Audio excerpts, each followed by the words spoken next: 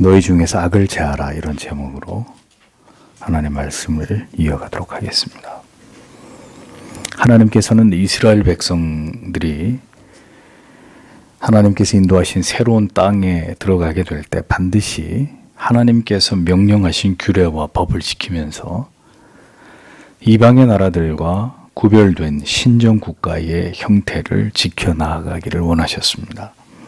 하나님께서 통치하시는 여러 다른 나라와 민족과 다른 어떤 독특성을 가지고 그렇게 하나님의 율례와 법도에 순복하면서 구별된 하나님의 백성들의 삶을 영위해 나아가기를 하나님이 이스라엘 백성들에게 요구하고 계셨다는 것입니다.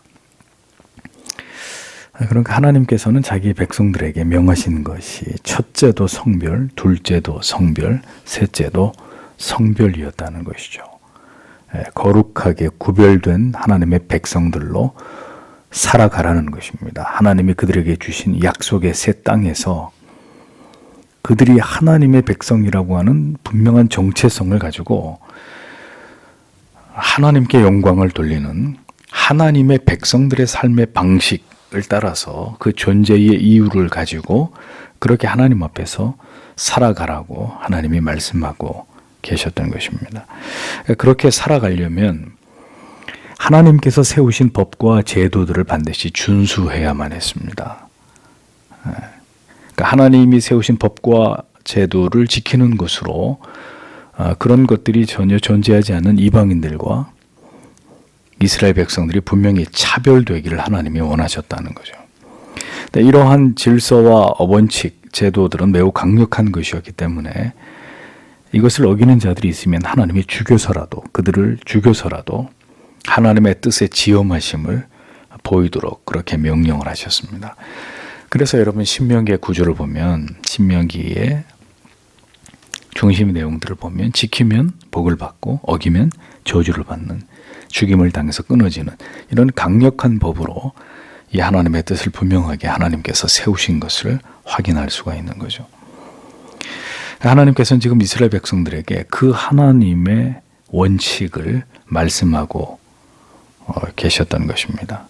이스라엘 백성들은, 하나님의 자녀들은 결코 이 모든 문제들에 대해서 절대로 자기들의 생각을 쫓아서는 안 되고 가나안 땅에 들어가서는 자기들의 생각을 쫓아서 또 가나안에 정착하고 있었던 원주민들의 생활 습관을 따라서 그렇게 살아서는 절대로 안 되고 하나님의 말씀을 따라서 하나님이 세우신 법과 제도들을 따라서 살아가야만 했습니다. 그것이 하나님의 통치 안으로 들어가는 것이고 하나님을 경외하는 도이며 하나님을 경외하는 백성으로서의 구별된 삶이다라는 것을 철저하게 배워야 했던 것입니다.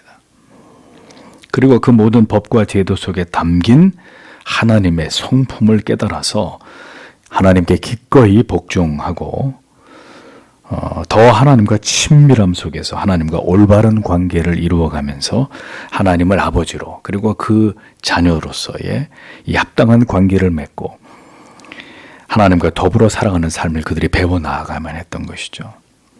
자, 그래서 도피성의 제도에 관해서 말씀하시고 난 이후에 계속해서 이어서 하나님께서는 이제 이웃의 경계표의 문제, 그 다음에 법적인 다툼의 문제에 관해서 하나님이 세우신 법을 계속 이스라엘 백성들에게 말씀하고 계셨습니다. 오늘 본문의 14절을 보면 내 하나님 여호와께서 그것을 소유하도록 너에게 주시려는 그 땅 안에서 내가 얻을 내 기업에서 너는 조상들이 경계를 정한 내 이웃의 경계를 결코 옮기지 말라, 이렇게 기록이 되어 있습니다.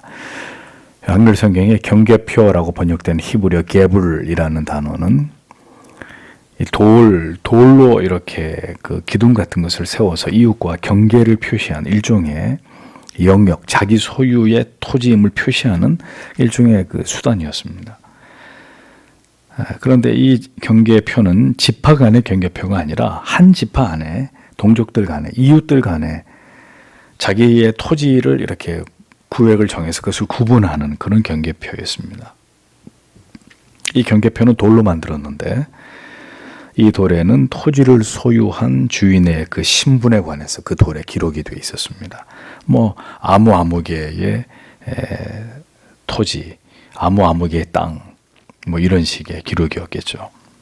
이 경계표는 당대에 이스라엘 백성들의 선조들로부터 만들어진 것입니다. 그러니까 조상들 때부터 만들어진 가족 간의 영토를 구분짓는 그런 경계표인데 그것을 하나님 말씀하십니다. 이후에 이 시점을 기준으로 이후에 후대의 자손들이 임의로 그 경계표를 옮기지 말아라. 이렇게 하나님이 명령하셨습니다. 자, 그 이유가 무엇 때문이겠습니까? 그것은 하나님께서 정해주신 영토의 경계선 안에서 절대로 다른 사람의 것을 탐하지 말라는 거죠.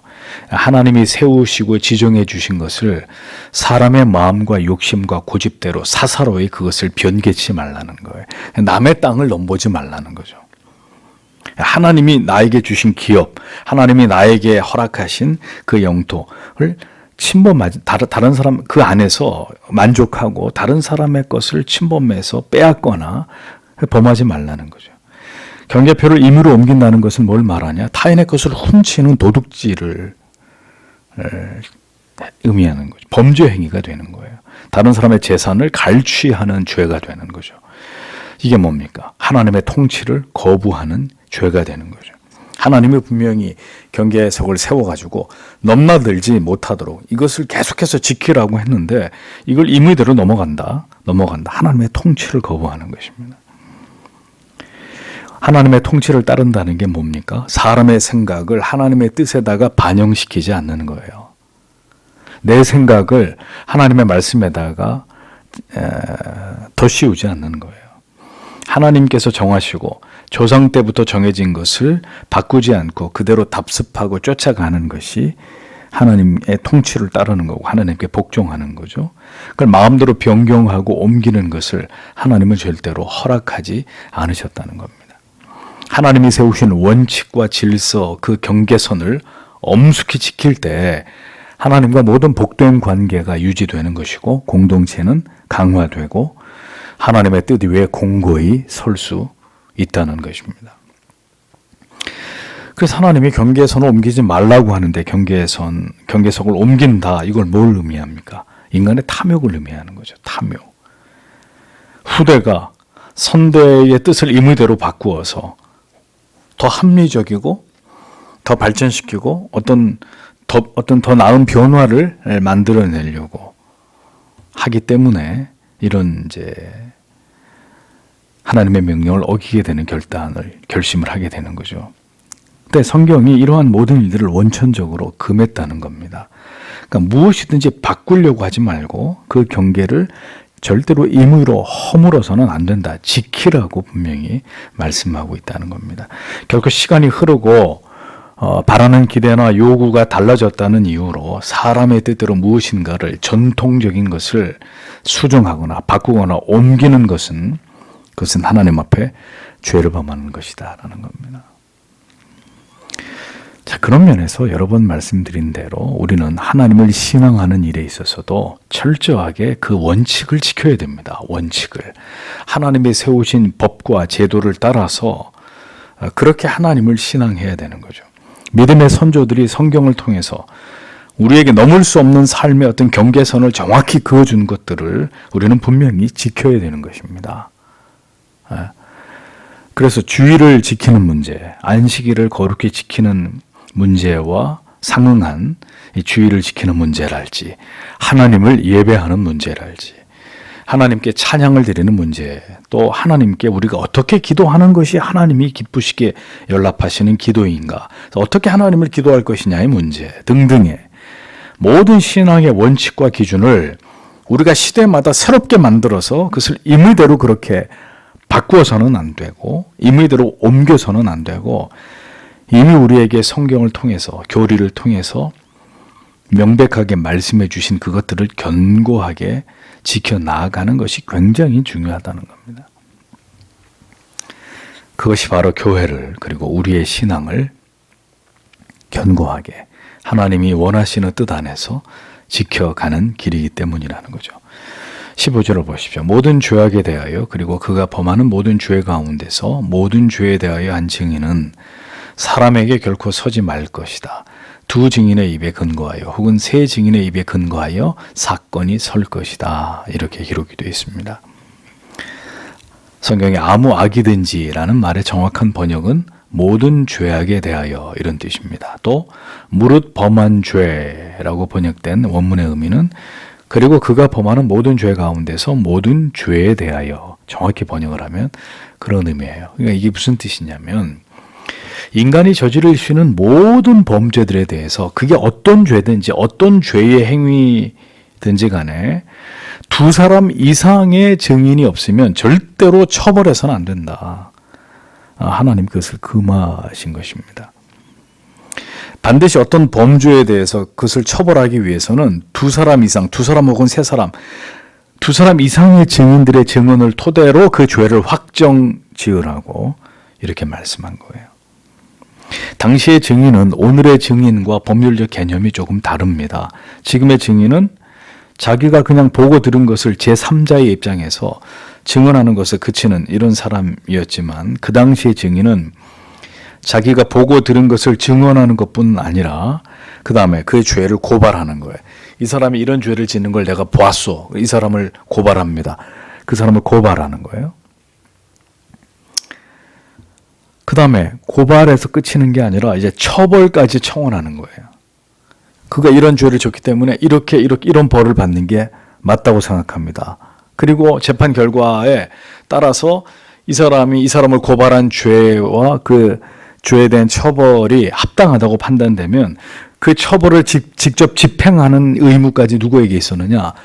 그 죄를 목격한 증인에게 있었단 말이죠. 그러니까 지금하고 증인의 개념이 좀 다른 거예요. 이 사람이 직접 돌을 던져가지고 그 사람을 죽이는 것까지 최초의 그 범죄를 본 증인이 해야 되는 그의 의무였단 말이죠. 자, 그렇기 때문에 한 사람만의 증언을 가지고 이 중대한 문제를 결정할 수 없었고 재판상의 공정을 위해서 반드시 두세 명의 증인이 필요했다는 겁니다. 그게 당연하죠. 내가 예를 들면 어떤 A라고 하는 사람에게 악감정이 있단 말이에요. 근데 그 사람을 얼마든지 만약에 한 사람의 증인으로 이 사람의 위법을 확정할 수 있다면 내가 증인이 돼서 이 사람이 그런 죄를 지었으니까 죽여야 됩니다. 그럼 죽일 수 있는 거잖아요. 그러면 내가 위증을 할 수도 있는데 나의 고발과 증언으로 이 사람이 죽게 되면 이 사람이 얼마나 억울합니까? 그러니까 그런 일이 일어나지 않도록 하나님이 반드시 2명 아니면 3명이 똑같이 그가 저지르는 그 죄악의 행위를 보고 공통된 증언을 해서 저 사람이 분명히 그런 죄를 짓는 것을 우리 세 사람이 똑같이 봤습니다. 철저하게 수사를 해서 그것이 증명이 됐을 때 그 사람을 이제 그 사람의 죄를 확증 지을 수 있도록 그렇게 하라고 하나님이 법을 세우신 겁니다. 하나님께서 이스라엘 안에서 이처럼 죄악을 제거하고 하나님의 공의와 공법에 의해서 그 사회가 다스려지는 것을 하나님이 원하셨다는 거죠. 마음대로 죄를 지어도 아무렇지도 않은 그런 무법천지의 세상이 돼서는 안 되고 죄를 지은 사람은 반드시 그 죄에 대해서 벌을 받고 그 죄가 그 공동체 안에서 도려내어지도록 그 죄로 인해서 이스라엘 전체가 오염되는 일이 생겨나지 않도록 하나님이 그렇게 그 죄의 문제를 분명히 다루기를 원하셨다는 거죠. 그런데 그러한 법을 집행할 때 절대로 억울한 사람이 있어서는 안 됐던 것입니다. 이러한 공의가 바로 세워지는 일에 관해서 하나님이 그래서 분명한 법을 세워가지고 이에 따라서 하나님이 통치하시는 이스라엘이 다른 이방의 무질서하고 부패한 나라와 민족들과 분명하게 구별되어서 공법과 정의에 의해서 그 사회가 다스려지도록 하나님이 그렇게 하셨다는 겁니다. 그래서 이런 모든 것들이 하나님의 법에 의해서 사람들의 생각에 의해서 그때그때마다 이랬다 저랬다 좌지우지 되는 게 아니라 하나님이 세우신 법에 의해서 공명정대하게 그렇게 이루어지도록 하나님이 이스라엘에게 명령하셨다는 거죠. 그것이 이스라엘이 존재하는 이유였기 때문입니다.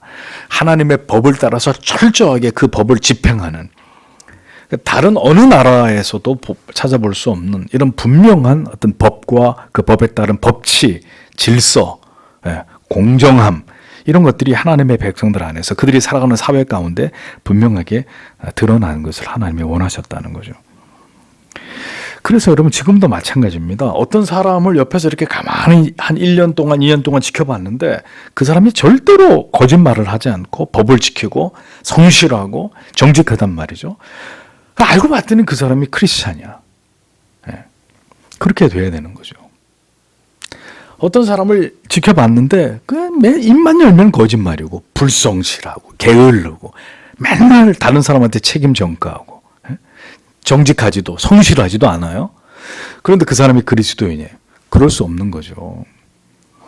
하나님의 통치를 받고 있는 그 삶의 모습이 그의 생활 속에서 그대로 드러나서 저 사람이 어떻게 저렇게 반듯한 삶을 살까? 알고 봤더니 그 사람이 하나님을 믿는 하나님의 자녀더라.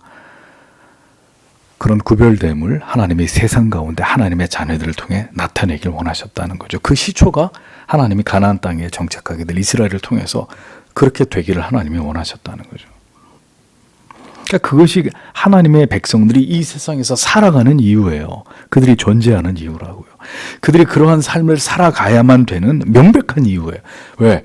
그러한 삶을 통해서 우리가 믿는 하나님의 이름이 영광을 받으시고 하나님의 존재하심이 믿지 않은 자들에게서 분명하게 드러나기 때문에. 사람들은 할 수만 있으면 법망을 교묘하게 피해가지고 교묘하게 죄를 짓죠. 들키지만 않으면 된다고 생각하잖아요. 불신자들이니까 그렇죠. 신자는 그런 삶을 살 수 없는 것입니다. 왜냐하면 우리는 하나님의 통치를 받고 있는 사람들이기 때문에. 하나님께서 이스라엘 안에서 이처럼 죄악을 제거하고 하나님의 공의와 공법에 의해서 그들의 사회가 다스려지길 원하셨습니다. 그러므로 이러한 공의가 바로 세워지는 일에 관해서 하나님이 분명하게 법을 세웠고 그것을 이스라엘이 반드시 지키도록 요구하셨다는 거죠. 이렇게 모든 것들이 하나님의 법에 의해서 아주 공명정대하게 이루어지도록 하나님이 이스라엘에게 명령하셨다. 그러니까 여러분, 하나님의 통치를 받는 자들이 세상에서 구별되면 무엇이겠습니까? 철저하게 우리는 그래서 도덕적이고 윤리적이어야 되는 거예요. 네, 법을 지키고 정직하고 속이지 않는 거예요. 네? 그 율법주의가 아니라 우리가 하나님의 백성이기 때문에 하나님이 구별하여서 하나님의 자녀로 삼으시고 우리를 불러주셔서 하나님의 뜻대로 살아감으로 하나님을 영화롭게 해야 되는 거룩한 의무를 주셨기 때문에 그리스도인들이 이 세상을 살아갈 때 반드시 도덕적이어야 돼요. 윤리적이어야 돼요. 법을 지키고 정직해야 되는 거죠. 세상과 달리 탁월하게 진실됨을 통해서 우리가 하나님의 자녀인 것을 분명히 세상에 알릴 수 있는, 세상에 나타내야 되는, 이것이 하나님이 우리에게 원하시는 것이라는 겁니다. 그러므로 성도는 세상 사람들보다 훨씬 더 민감한 양심으로 법을 지키고 정직하고 성실한 삶을 살아가야 합니다. 그것은 다시 말하지만 우리의 의를 드러내기 위함이 아니라 우리가 믿고 있는 하나님의 위대하심을 하나님의 법을 지키는 우리의 삶으로 세상에 드러내야 되기 때문이라는 거죠. 그래서 그리스도인들은 반드시 이 세상에서 법을 지키는 자들이 되어야 하는 것입니다. 세상의 법과 상식은 말할 나위도 없고 그에 더 나아가서 하나님의 법을 우리의 마음과 생각 속에서도 지켜 행하기 위해서 힘쓰는 자들이 되어야 되는 거죠. 그래서 세상 사람들은 죄를 지어놓고도 회개할 줄 모르고 죄악된 생각과 마음을 먹은 것은 절대로 죄가 아니라고 생각할지 몰라도 그리스도인은 죄를 저지른 행위뿐만이 아니라 성경에 음란한 생각을 했다, 남의 것을 탐하는 마음을 먹었다, 이것조차 다 죄라고 내 스스로 양심의 법정에서 스스로 판단해서 하나님 앞에 회개하는 이런 삶을 보여줘야 되는 것입니다. 이런 삶을 내가 하나님 앞에서 살아가야 되는 것이죠. 그것으로 내가 하나님의 자녀인 것을 나타내야 된다는 말이죠. 그렇게 하지 않으면 하나님의 이름을 더럽히는 것이기 때문에. 그래서 성도가 거짓말을 하고 법을 무시하고 불성실하고 정직하지 않다? 하나님의 백성으로서의 명예를 실추하는 것이고 하나님의 영광을 가리는 것입니다. 그래서 우리는 세상에서 반드시 빛과 소금이 되어야 하는 것입니다. 그것이 우리를 부르셨고 이 세상에 살아가게 하시는 하나님의 뜻과 목적이라는 것을 우리가 절대로 잊지 말아야 하는 것입니다. 아무도 보지 않더라도, 아무도 보는 사람이 없다 할지라도 우리는 불꽃 같으신 하나님의 시선을 의식하면서 진실된 삶을 살아가는 사람이 되어야 합니다. 그가 정말 하나님의 사람인 거죠.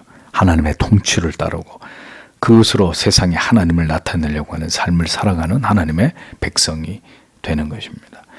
16절에서 19절을 보겠습니다. 만일 사악한 증인이 그에 대항하여 악을 행하였다고 대답함으로 어떤 사람에게 일어난다면 그때 그들에게 논쟁이는 그 두 사람이 여호와 앞에 그리고 그 당시 있었던 제사장들과 재판장들 앞에 서야 할 것이다. 그리고 재판장들은 철저하게 조사할 것이다. 그리고 보라, 그 증인이 거짓 증인으로서 그의 형제를 대항하여 거짓을 대답했다면 그리고 그가 그의 형제에게 행하려고 의도한 대로 너희가 그에게 행할 것이다. 그리고 내가 내 가운데서 악을 제거해야 할 것이다. 이렇게 기록되어 있습니다. 자, 아까 말씀드렸습니다. 왜 두세 사람의 증인이 반드시 필요했는지. 자, 여기서 인간의 사악한 본성에서 비롯되는 매우 억울한 일이 발생할 경우, 즉 어떤 사람이 죄가 없는데도 그 사람에게 혐의를 씌워가지고 그 사람을 지금 모함하려고 한단 말입니다. 자, 이런 경우에 이런 일들이 분명히 사악한 인간들에 의해서 발생할 수 있는데 여기에 대해서도 하나님이 법을 세우시는 거예요. 그러니까 정직하게 두세 사람에 의해서 범죄 사실이 고발되어 함에도 불구하고 어떤 사람이 악의적으로 어떤 사람을 음해하기 위해서 저지르지도 않은 악을 저질렀다고 고발을 했단 말입니다.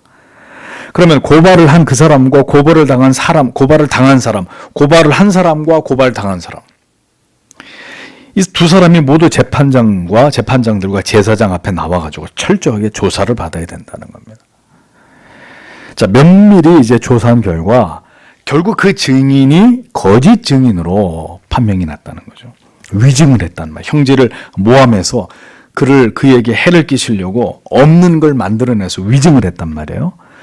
그러면 그자가 그 죄 없는 형제에게 행하려고 했던 그대로 거짓된 고발자에게 행하라고 하나님이 이렇게 명령을 하신 거예요. 아까 말씀드렸습니다. 그 시대에는 증인이 고발을 하고 그 다음에 처형까지 해야 되는 그 법을 집행하는 것까지 고발자가 해야 됐다고. 자, 형제를 고소하고 그에게 처벌을 바란 그대로 무고한 형제를 고발한 그에게 그대로 시행해라. 이게 하나님의 법이에요. 그러니까 만약에 사악한 고발자가 희망한 처벌의 내용이 그를 죽이는 거였다. 그럼 어떻게 되는 거예요? 위증한 그를 죽이라는 거죠. 하나님께서 이렇게 위증자에 대한 보복법을 정하신 이유는 어떤 경우에도 이러한 사악한 죄로 인해서 이스라엘 공동체가 서로를 불신하고 신의가 무너지게 되는 것을 하나님이 절대로 원치 않으셨기 때문입니다. 이러한 죄악을 일벌백계로 다스리심으로 다시는 이와 같은 죄악이 이스라엘 안에서 일어나지 않도록 하시는 거예요. 누가 누군가를 미워한다. 한 형제 안에서, 한 이스라엘 백성들 안에서 누가 누군가를 미워해서 그를 모함해가지고 그를 제거하려고 했다. 그에게 해를 끼치거나 그를 죽이려고 했다. 하나님의 백성들 사이에 서로 원한 갖는 일이 생겨가지고 서로 다투고 서로를 해하고 인격적으로 모욕하고 찍어내려고 하고 하나님이 용서하지 않는 죄인 거예요. 그렇게 하는 그 사람을, 그 형제를 미워하는 그 사람을 하나님이 용서하지 말라는 거예요. 그가 그에게 행하려고 했던 대로 그에게 갚아주라. 이게 하나님의 법이었습니다. 그러니 절대로 이웃을 사랑해야지 이웃을 미워하거나 이웃과 척을 두거나 그에게 앙심을 품거나 그를 증오하는 것 하나님이 용서하지 않는 거예요. 어떤 죄든지 그 죄는 여러분 한 사람에게서 끝나지 않아요. 반드시 그 죄는 공동체 안에서 영향을 미치게 되어 있습니다. 그게 악의 특징이에요. 그러니까 누군가가 어떤 죄를 저지르면 그 사람만 죄를 저지르는 것으로 끝나는 게 아니라 그 죄가 다른 사람들에게 전이 돼요. 악은 전염성이 강하고 순식간에 다른 사람들의 영혼까지 오염시켜버려. 바이러스와 같단 말입니다. 그렇기 때문에 그런 류의 죄악을 방치하거나 적당히 넘어가게 되면 더 많은 유사한 범죄가 저질러지겠죠. 네. 그러면 그 사회와 공동체가 어떻게 되겠어요? 하나님이 통치하시는 이스라엘 백성들, 그 하나님의 나라가 어떻게 되겠어요? 결국 무너지게 되겠죠. 그래 하나님이 그것을 절대로 허락하시지 않는 거예요.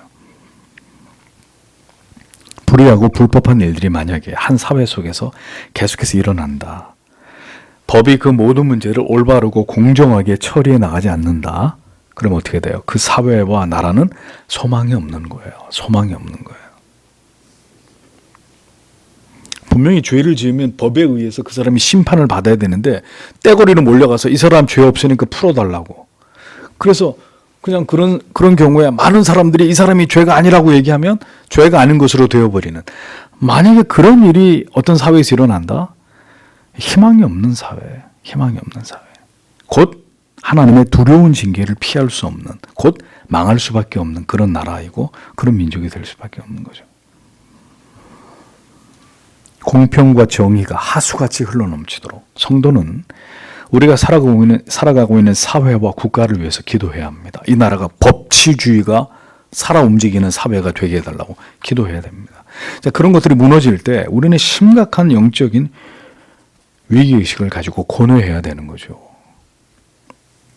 그리고 우리 자신이 먼저 철저하게 법을 준수하는 일에 앞장서는 사람들이 되어야 하는 것입니다. 나아가서 교회는 언제나 거룩과 순결을 지키기 위해서 죄와 싸워야 되고 성도의 죄의 문제를 권징구와 치리를 통해서 올바로 다루는 것으로 공회의 거룩성과 신앙의 순수성이 훼손되지 않도록 세상의 비웃음이나 조롱거리가 되지 않도록 하는 일에 최선을 다해야 되는 것입니다. 악을 적극적으로 제거함으로 그 누구도 두려움으로 동일한 죄를 저지르지 못하도록 하라고 하나님이 엄히 명령하셨습니다. 성경을 잘 보세요. 그렇게 해서 두려워하게 만들라고 했어요. 사람들로 하여금 두려워하게 만들어라. 악에 대한 징벌은 반드시 두려움을 유발할 정도로 집행되어야 합니다. 매는 반드시 아프게 때려야 합니다. 그 때리나 마나. 장난하는 것도 아니고. 매는 그렇게 때리면 안 되는 거예요. 매는 아주 아프게 살 속에 파고들게 때려야 되는 것입니다. 벌은 반드시 엄중하게 내려야 합니다. 왜? 그로 인해서 다른 사람들이 두려움을 느끼게 하라 그랬단 말이죠. 두려움을. 이게 죄구나. 이렇게 하면 안 되는 거구나. 이렇게 하면 하나님이 진노하시는, 절대로 이런 죄를 저지르면 안 되는 것이구나. 그게 재판과 징벌의 목적이란 말이죠. 죄는 저질러졌는데 여러분, 죄인이 없어요. 죄인이. 흉악한 죄가 저질러졌는데도 인권을 보호해야 된다는 차원에서 과도하게 죄인을 보호하고 죄인을 감싸는 일에만 열중하게 되면 어떤 일이 벌어집니까? 그 죄가 억제되겠습니까? 안 되겠습니까? 안 되죠. 그런 여러분, 사형제도가 없어진 나라마다 흉악한 범죄율이 하늘을 치솟는 일들이 일어나는 거예요. 그럴 수밖에 없는 거예요. 흉악한 죄일수록 두렵게 징계할 때 사람들이 그 죄에 대한 두려움과 경각심을 갖게 되고 그 죄를 범할 엄두를 내지 못하게 됩니다. 여러분, 이런 교훈이 성경적인 거예요. 성경적인 거예요. 징계의 목적은 다시는 이런 죄를 짓지 않도록 하고, 나아가서 이 죄악을 알고 있는 모든 사람들이 동일한 죄를 짓지 못하도록 하기 위함입니다. 그래서 여러분 보십시오. 사사기에 사사 입다가 나오죠. 전쟁이 이고 돌아오면 전쟁이 이고 돌아오면 처음 이 전쟁을 환영하는 사람을 하나님 앞에 제물로 바치겠다고 서원을 했는데 누가 나와요? 자기 딸이 나오잖아요. 근데 하나님 앞에 서원한 것에 대해서 사사가 그걸 지켜야 되기 때문에 서원의 중요성을 모든 백성들에게 엄중하게 가르쳐야 되기 때문에 서원한 대로 자기 딸을 하나님 앞에 제물로 바칠 수밖에 없는 이런 상황이 발생하잖아요. 그런 지엄한 법의 집행이 이루어져야 사회의 질서와 기강이 바로 서는 것이죠. 그렇지 않으면 누가 하나님을 두려워하겠어요? 하나님의 법이 그렇게 물러 터져가지고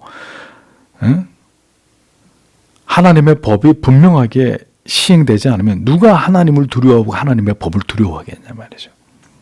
그럼 무법천지가 되는 거죠. 이스라엘 사회가. 하나님이 그걸 두고 보시겠습니까? 그래서 솜방망이 같은 처벌을 하니까 계속해서 특정한 죄들이 반복되는 거예요. 우리가 그런 것들을 이 사회에서 보고 있지 않습니까? 법은 두려워해야 합니다. 지엄해야 합니다. 하나님의 아들을 십자가에 매어 달아 죽게 하기까지 그 법에 하나님의 공의의 지엄함이 보여져야 되는 거죠. 그 죄가 얼마나 무서운지를 죄인들이 깨달아야 그 죄로부터, 그 죄의 대가를 하나님의 아들이 지불하고 그 죄의 영원한 저주로부터 내가 구원받았다 라는 것에 대한 감격이 있는 거죠. 법은 두려워해야 합니다. 하나님의 공의는 지엄해야 돼요. 그럴 때 그 반대로 하나님의 긍휼과 자비가 무한히 크게 느껴지는 것이지, 하나님이 두렵지도 않고 하나님의 법이, 죄가 두렵지도 않다? 그럼 무슨 구원의 감격이고 십자가의 위대함에 대해서 우리의 마음에 체감되는 은혜가 있겠냐고요. 그러니 죄가 더 죄로 교회 안에서 다루어져야 되는 것입니다.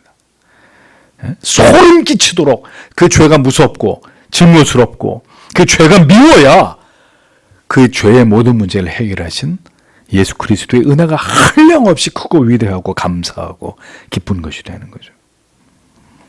21절을 보십시오. 그리고 내 눈이 결코 동정해서는 안 된다. 생명은 생명으로, 눈은 눈으로, 이는 이로, 손은 손으로, 발은 발로, 이렇게 기록되어 있습니다. 하나님께서는 이렇게 공의와 법치를 세우는 일에 있어서 절대로 긍휼을, 동정을 베풀지 말아라, 엄히 말씀하십니다. 생명은 생명으로, 눈은 눈으로. 자, 이게 뭐예요? 고대 근동의 전형적인 동해보복법입니다. 고대 함무라비 법전에도 이런 똑같은 동해보복법이 기록되어 있죠. 이 동해보복법은 출애굽기 21장, 레위기 24장에도 역시 언급되고 있는 하나님이 세우신 법입니다. 자, 그런데 여러분들이 이제 신약 성경을 잘 아시면 예수님께서 어떻게 하셨어요? 이 법을 폐지하시는 거죠. 마태복음 5장 38절 39절에 보면 이 동해보복법에 대해서 예수님이 부정적인 입장을 밝히시잖아요. 또 눈은 눈으로, 이는 이로 갚으라 하였다는 것을 너희가 들었으나 나는 너희에게 이르노니 악한 자를 대적지 말라. 누구든지 내 오른편 뺨을 치거든 왼뺨을 둘러대며, 이렇게 말씀하십니다. 그러니까 마치 우리가 잘 모르면, 아니 하나님의 아들이 하나님이 하신 말씀을 지금 거부하시는 건가? 반대하시는 건가? 이렇게 오해할 수 있습니다. 자, 구약에서 하나님이 이 법을 세우실 때는 이스라엘이 이러한 확고한 법령 위에서 공익을 우선하고 범죄를 억제함으로 하나님이 통치하는 강력한 신정국가를 하나님이 세우시기 위해서였습니다. 자, 그런데 신약에 들어서서 주님께서는 오히려 이에 반대하시는 듯한 이런 입장을 취하신 것은 하나님의 뜻을 거스르려고 하신 것이 아니라 그와 같은 율법의 법령을 앞세워서 무자비한 가해와 폭력을 더 이상 정당화해서는 안 된다라는 뜻을 드러내시기 위함이었습니다. 만약에 이런 식의 피해 보복이 계속 이루어지면 여러분 그 사회가 어떻게 되겠어요?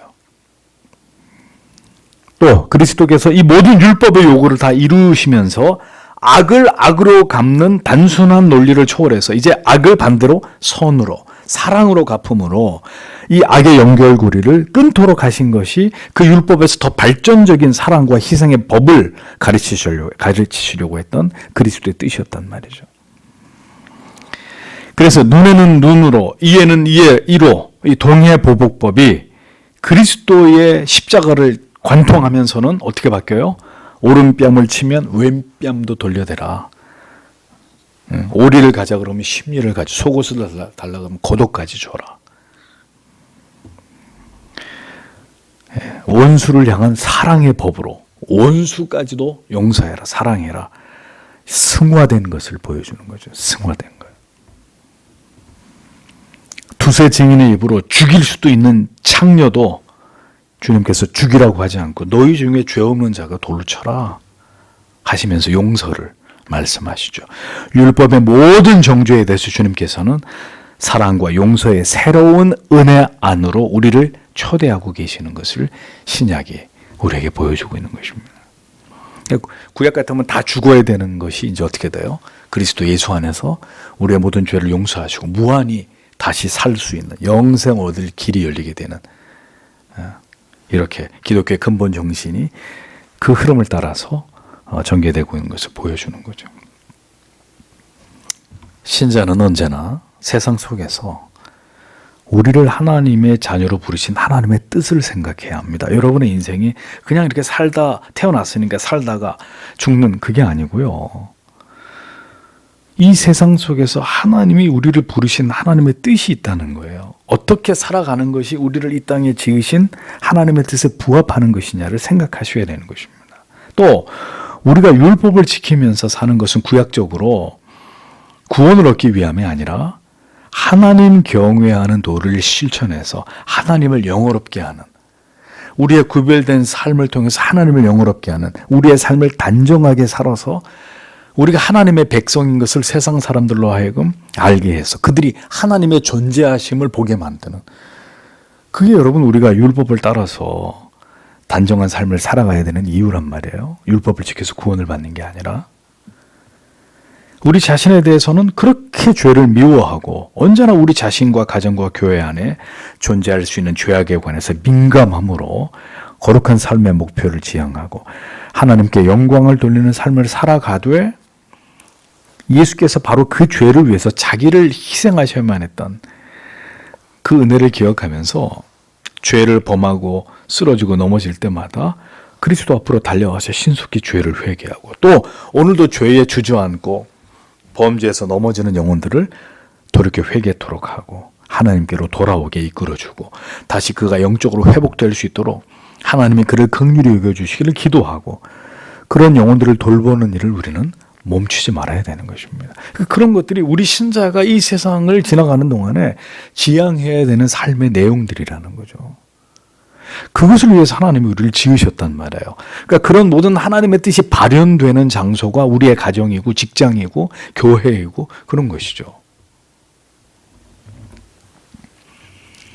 결코 죄를 가볍게 여기지 않고 거룩과 순결을 지향하되, 오늘도 죄인들로 하여금 자기의 죄를 회개하고 예수 그리스도를 믿음으로 영생 얻도록 참된 복음을 전하고 그리스도의 십자가의 정신으로 우리 자신을 부인하는 삶을 우리가 하나님 앞에 살아가기 위해서 하나님의 도우심과 은혜를 구하는 그러한 삶을 평생도록 이 세상에서 이어가야 되는 사람들이 하나님의 자녀들이다라는 겁니다.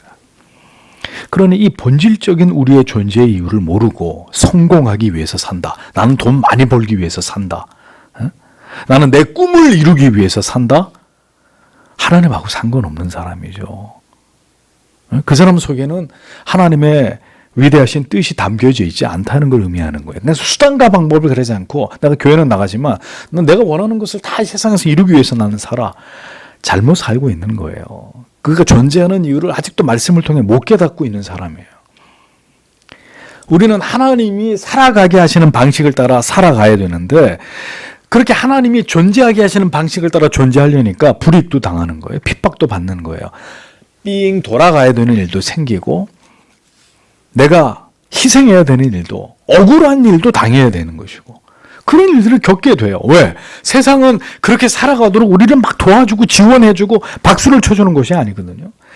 그렇게 구별된 삶을 살아가려고 하는 자들을 어떻게 해서라도 회방하고 방해하고 그렇게 살지 못하도록 막아서는 곳이 세상이기 때문에, 그리고 그것을 위해서 마귀들이 존재하기 때문에 어떤 교회든 어떤 성도든 그 하나님이 우리를 이 땅에 지으신 본질적 목적을 위해서 살아가려고 할 때는 핍박을 받게 돼 있는 것입니다. 불이익을 당하게 돼 있어요. 심지어는 죽음으로써 내가 하나님 앞에 받은 그 가치를 지켜내야만 되는 그 길을 갈 수도 있는 거예요. 그게 여러분 그리스도인의 삶이에요. 그리스도인의 삶. 그러니까 이 존재의 이유와 목적을 모르면 오늘도 그것이 도취돼서, 하나님 잠깐 계세요, 지금은 제가 먹고 사는 게 바빠가지고요, 나중에 여유가 생기면 그때 내가 하나님 잘 믿어볼 테니까 지금은 좀 봐주세요. 그러니까 이렇게 될 수 있는 것, 이렇게 어리석은 일들이 일어날 수 있는 것입니다. 그런데 그것은 전혀 하나님의 뜻과 무관한, 무가치한 삶이 될 뿐인 거죠. 그래서 성도 여러분 기억하십시오. 언제나 내가 원하는 나의 인생이 아니에요. 내가 원하는, 내가 꿈꾸는 내 인생이 아니에요. 내게 어디 있어요? 내 인생이 어디 있어요?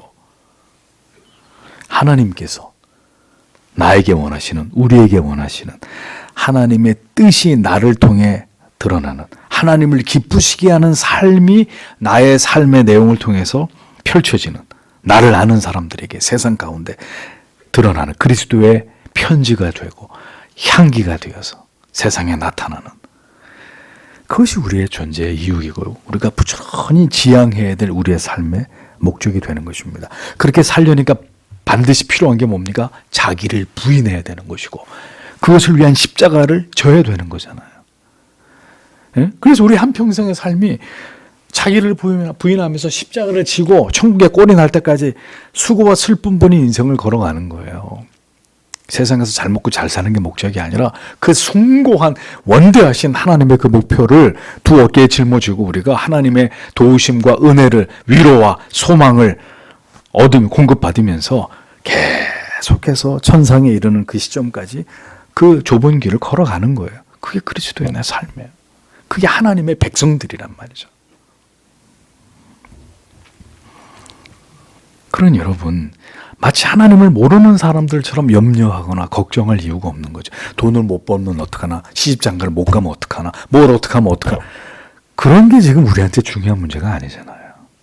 오히려 나를 이 세상에 하나님의 자녀로 빚으셨는데 내가 나를 이 세상에 보내신 하나님의 뜻을 이루어드리지 못하고 살아가면 어떡하나. 내 인생을 허송세월하면서 하나님의 뜻과 전혀 일치되지 못하는 마치 초점이 맞춰지지 않은 카메라처럼 지금 내 인생이 하나님 보실 때 그걸 두려워해야 되는 것이지. 예? 우리가 왜 예수 모르는 사람들처럼 다른 것들을 염려하면서 인생을 살아가냔 말이죠. 내가 원하는 내 인생이 아닙니다. 하나님이 우리에게 원하시는 하나님을 기쁘시게 하는 소위로 문답 1번의 정답처럼 하나님을 기쁘시게 하고 영원토록 그를 즐거워하는 그 삶을 부지런히 지향하는 우리가 될 수 있도록. 그런데 그 길이 너무 힘들고 어려우니까 주님 오늘도 나에게 위로를 주십시오. 내 믿음이 흔들리지 않게 해주십시오. 주님 그 가치를 위해 살아갈 때 어떤 어려움을 당하더라도 주님 그것을 이기면서 극복하면서 영생의 분명한 더 뚜렷해지는 그 소망과 확신을 붙들고 주님 오늘도 이 모든 시간들을 지나갈 수 있게 해주십시오. 하나님 저에게 은혜를 주시고 더 큰 믿음을 주십시오. 내 영혼과 마음을 주께서 붙들어 주십시오. 라고 우리는 오늘도 기도해야 되는 것이죠. 그것이 하나님께서 이스라엘 백성들을 택하신 이유고 우리를 택하셔서 하나님의 자녀로 부르신 이유다라고 성경의 진리가 오늘도 우리에게 가르치고 있는 것입니다. 오늘도 이 가치를 위해서 살아가는 자 반드시 하나님이 함께 하시고 세상에서 얻지 못하고 누리지 못하는 하늘의 위로와 평강을 여러분들이 누리시면서 주 앞에 가는 그날까지 세상에서 승리하는 삶을 살아가게 되시리라고 믿습니다. 오늘도 주신 말씀을 생각하면서 다 함께 하나님 앞에 기도하도록 하겠습니다.